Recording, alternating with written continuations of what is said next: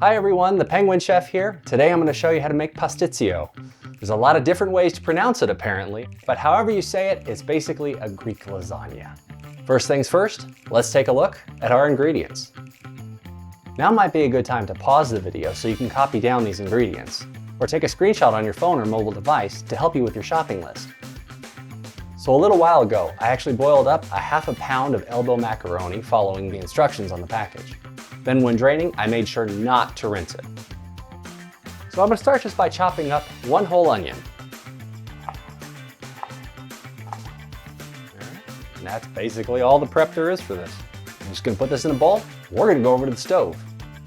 So I've got my frying pan heating up here over medium heat. First thing I'm going to do is put in 2 tablespoons of butter. As soon as that's good and melted, I'm going to throw in my onions and 1 tablespoon of minced garlic.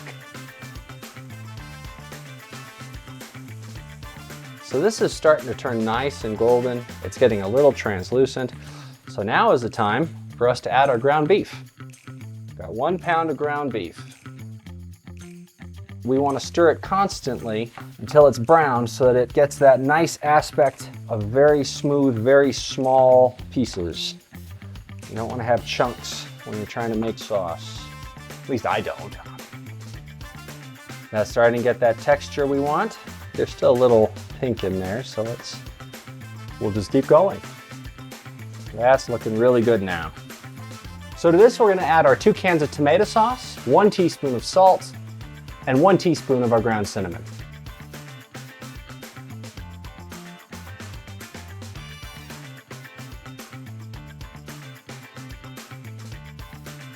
So I've turned the heat down to low. We've got this at a good simmer. And we're going to let this go for about 20 minutes. Meanwhile, we're going to make our other sauce.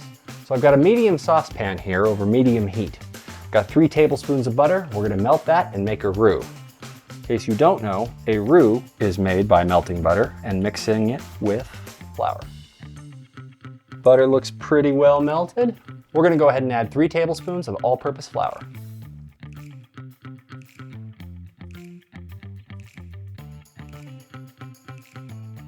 Got that all nice and incorporated. We're going to take this off the heat, pour in our milk, and mix it up until it's smooth. So we returned our pot to the stove. I've turned down the heat a little bit. I'm going to continue to stir this until the whole thing thickens up, about 5 minutes or so. You can see the way it's kind of clinging to the sides a bit more. Yeah, that's thickening up nicely. So I've got my cream sauce ready. We've got the noodles, we've got the meat. I got my 9x13 pan. Now we're going to layer the noodles and the meat in our baking pan.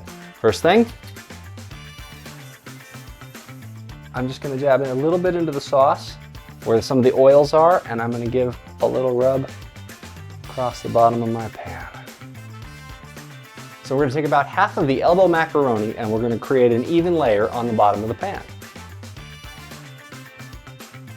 Next, we're going to spread all the meat and sauce over that layer of noodles.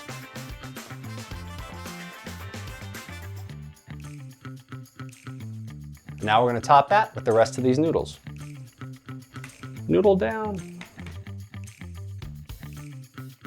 So we're going to set our pastitsio aside for just a second. I've got 3 large eggs here, which we're going to beat real well with our whisk. Then we're going to add half of our cream sauce in here and mix that together. And we're going to take this, add it back into the pot.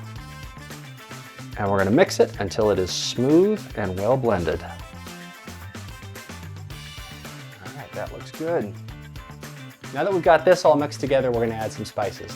I have about a half a teaspoon of salt, a half a teaspoon of paprika, and a 1/4 teaspoon of nutmeg. Now we're ready to add in our cream sauce. You want to spread it out pretty evenly over the whole thing, as much as you can, so that it gets a nice even coating over everything. Now the fun part. I've laid down this towel so I don't break anything or make a ton of noise. And we're just going to lightly tap the pan to help work that cream sauce down.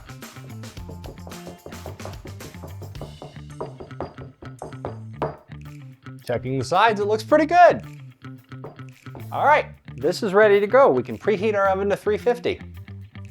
Now while that oven is preheating, we're going to do one last little bit with some cinnamon. I'm just putting it into a little sifter and tapping it gently with a spoon evenly covering our pan. We're going to bake this at 350 degrees for 40 minutes, or until the sauce on top is nice and set. So we've got our pastitsio in the oven, and while that's baking, we're going to make some roasted asparagus. I prepped these asparagus spears a little bit earlier, washed them real good, then I snapped them. If you grab them by the base and pull them by the crown, it will actually find a natural breaking point, and that's the tender part of the asparagus. The rest of it, you can just discard, or even better, you can compost it. So what I have here is our asparagus spears. I'm just going to drizzle that with a little bit of olive oil. This is another vegetable recipe. I was very shocked my kids will eat it without any complaining. And we're going to add some salt. Quantity, purely a matter of personal preference. But remember, salt cuts bitterness. Then I've got about a half a tablespoon of minced garlic. I'm going to kind of spread that over the top. Just a little bit of lemon juice. And we're just going to toss this around. Make sure to coat all of the spears. I have a small baking sheet just lined with parchment paper, and we're going to go ahead and lay these out in a single layer. I'm not really a fan of the really thin ones. You get much better flavor and just a much better meal if you go for something a little bit thicker. The last thing we're going to do is we're just going to sprinkle it with a little bit of Parmesan cheese. Now you can use either the very finely grated or freshly grated. Today we're just going to use the fine one to make it easy. I'm going to sprinkle that over the top, make sure everybody gets a little bit. So that's all ready to go. We've preheated the oven to 425, and we're going to go ahead and put this in there for 10 minutes. Looks pretty well set. All right, well, after you take the pastitsio out of the oven, let it sit for 10 minutes.